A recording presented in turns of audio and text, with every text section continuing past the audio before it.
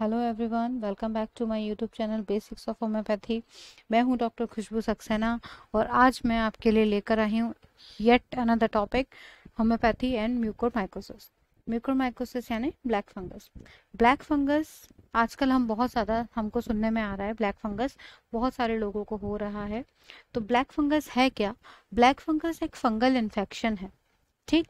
Black fungus किसको होता है? तो ब्लैक फंगस उन लोगों को होता है।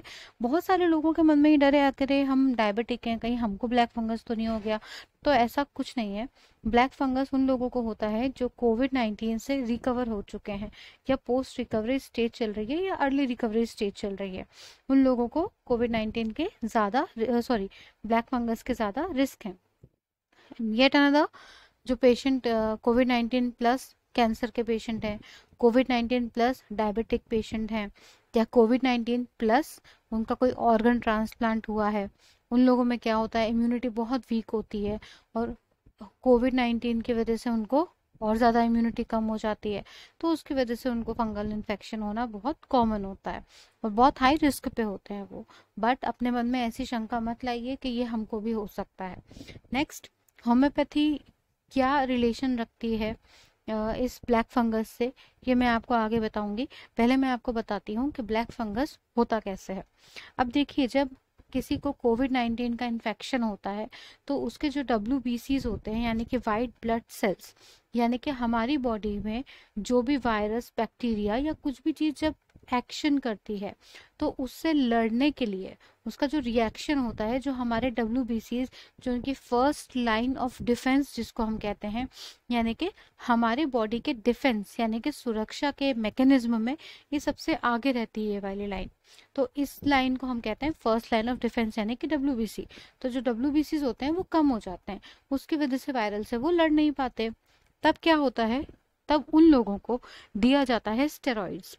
और ज़्यादा स्टेरॉइड्स के इस्तेमाल से क्या होता है, उनका जो इम्यून मैकेनिज्म होता है वो सप्रेस हो जाता है।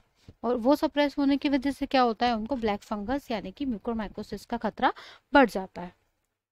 देन साइन एंड सिम्टम्स इसके क्या होते हैं, ये तो आजकल हम लोग यूट्यूब या फिर न्यूज़पेपर्स या फिर व्हाट्सएप की पोस्ट, इन सब पे आजकल हम लोग देख ही सकते हैं। बट इसके साइन एंड सिम्टम्स मैं आपको बता देती हूँ। स्वेलिंग होती है one side of the face.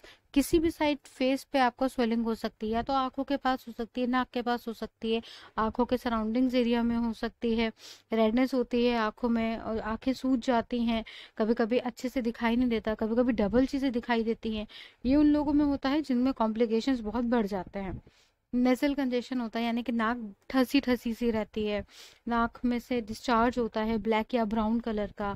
Fever होता है, डेलीरियम्स आते हैं उसको। Black lesion of on nose and nasal bridge, यानी कि नाक पे और नाक के आसपास ब्लैक कलर के छोटे छोटे छोटे छोटे से लीजन्स, यानी कि स्पॉट टाइप के, लंबे लंबे स्पॉट टाइप के हो जाते हैं। चेस्ट पेन होता है, शॉर्टनेस ऑफ ब्रीथ यानी कि सांस लेने में तकलीफ होती है।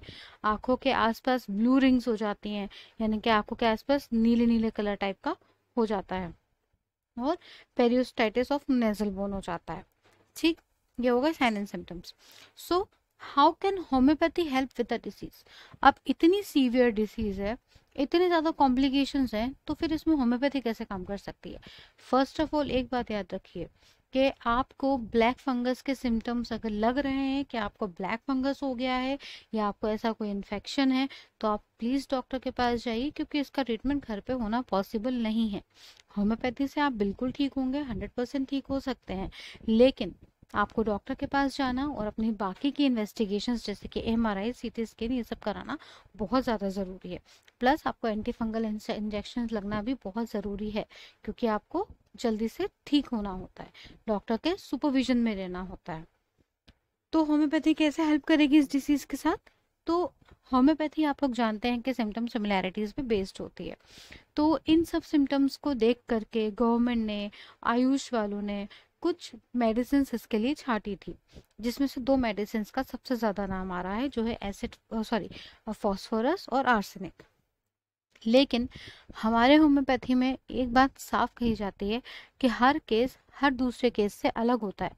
तो अगर आपके सिम्टम्स इन सबसे मिलते हैं तो अच्छी बात है, आप इस मेडिसिन ले सकते हैं, लेकिन बिना किसी होम्योपैथिक डॉक्टर की सलाह के प्लीज़ ये मेडिसिन मत लीजिएगा। तो ये मेडिसिन, जो 2 मेडिसिन है आर्सेनिक और फॉस्फोरस, इसमें सबसे ज़्यादा सिम्टम्स मिले हैं। उसमें जो मेन सिम्टम्स हैं, बहुत ज़्यादा सिम्टम्स जो हमको फॉस्फोरस में मिले हैं, ये मैंने खुद भी पढ़े हैं, इसलिए मैं इनको इतना कॉन्फिडेंस से बता पा रही हूँ। जैसे कि फॉस्फोरस में हमको ब्लैकिश स्किन मिलती है under eyes and around the nose. फिर आर्सेनिक में हमको शॉर्टनेस ऑफ ब्रीथ मिलती है। फॉस्फोरस में हमको स्वेलिंग और रेडनेस मिलती है एक चीक की, या राइट या लेफ्ट, जो कि हमको ब्लैक फंगस में भी मिलती है।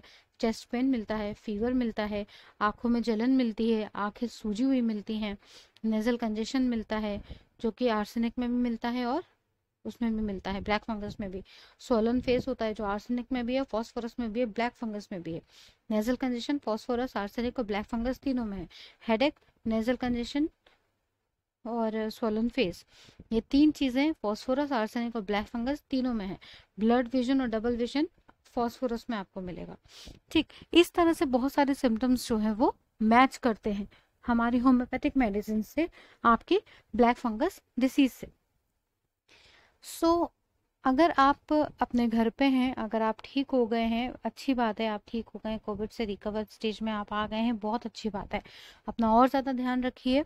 कुछ प्रिवेंटिव मैंने आपको मेजर्स इसमें दिए हैं कि आप क्या कर सकते हैं, कि जो पेशेंट हैं जिनको अभी 6 वीक हुए हैं कोविड-19 से रिकवर होते हुए, वो सबसे ज़्यादा इसके रिस्क पे, हाईएस्ट रिस्क पे हैं।